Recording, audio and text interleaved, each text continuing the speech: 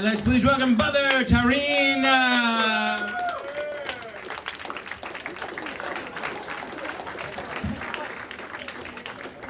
How's everyone doing tonight? What's going on? I'm brown guy number 4.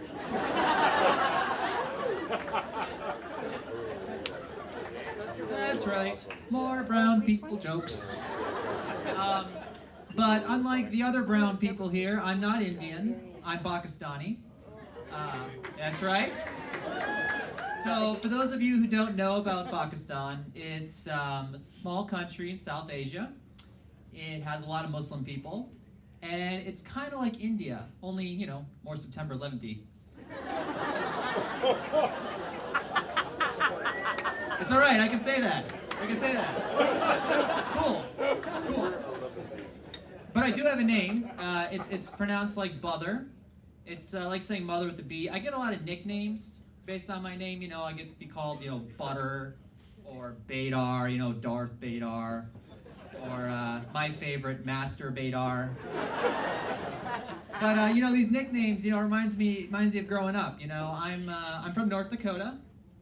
North Dakota. It's an awesome place. Not really. No, I'm kidding. It's a great place. I really liked it. But the one thing about being from North Dakota is people didn't really know what Pakistanis were. People didn't really know what to make of me. And I sort of made it more confusing because I like spoke Spanish. Even the Mexicans couldn't tell. And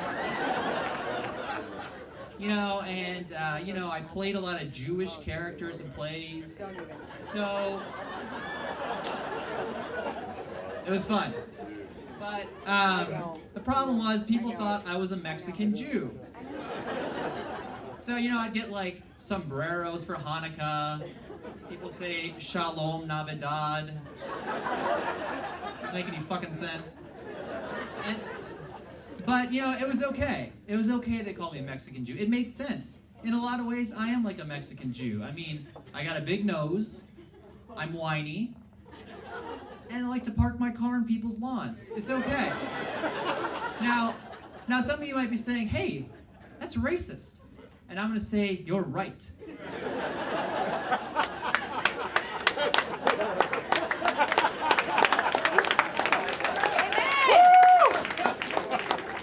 But, you know, one thing about North Dakota is that being the only brown guy has advantages. I got to be the all-purpose ethnic guy. It was great. So, like during Thanksgiving, I played the Native American character. During Martin Luther King Day, I was the keynote speaker because they couldn't find a real black person. And then, you know, during our Civil War reenactments, I would play both the freed slave and the Chinese railroad worker. So it worked both ways. So I'm 31, but I really think and operate like a 13-year-old who thinks he's the star of his own TV show. You know the kind of TV shows where the characters talk to the camera? You know, so it's kind of like, you know, Malcolm in the Middle, Saved by the Bell, or Clarissa Explains It All. Only there's no explaining and lots of penis jokes. I do whatever I can to get a penis joke in. I'm 31, I don't fucking care. So, the other day, I did this just for the joke. I went to a hardware store. And I went to the manager and I said, excuse me, I need to fix the walls in my bathroom shower. Can you show me where the caulking is? You guys are already ahead of me on this one. So, you know, the manager takes me there and I take the caulk and I throw it on the ground and I go, ha! Looking at the camera. Looks like he dropped his cock. And he goes, what? Excuse me? And I go, I will pardon your zinger. And he goes, do you actually need one? I go, nope, just here for the joke. I think the hardest part, though, about being a 13-year-old in a man's body is relationships. It's really tough because I think the worst question a woman can ask a dude is, what are you thinking about? What's on your mind? What are you contemplating?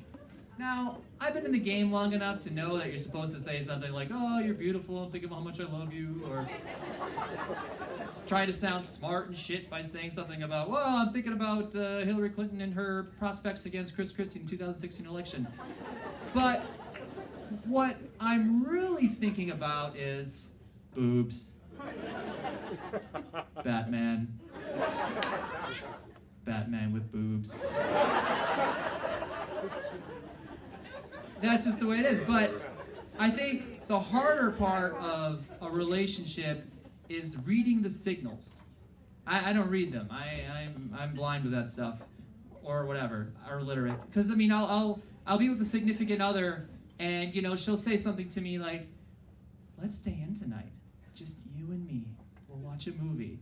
And I'm like, "Movie night, Lord of the Rings, sweet." And she goes, "We'll stay up really late." And I'm like, "Yeah, it's a trilogy."